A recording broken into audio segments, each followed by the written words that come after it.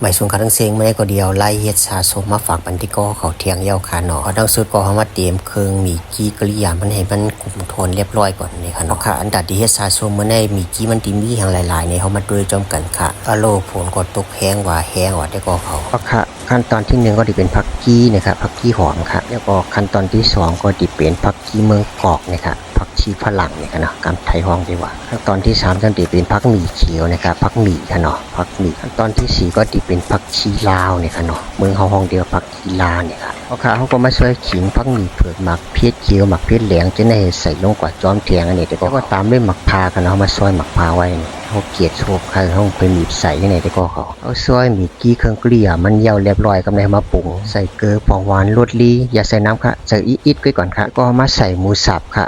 ครับไล่ข้ามหมูสับเนี่ยผมมีหมูสับก็หวานแล้วค่ะ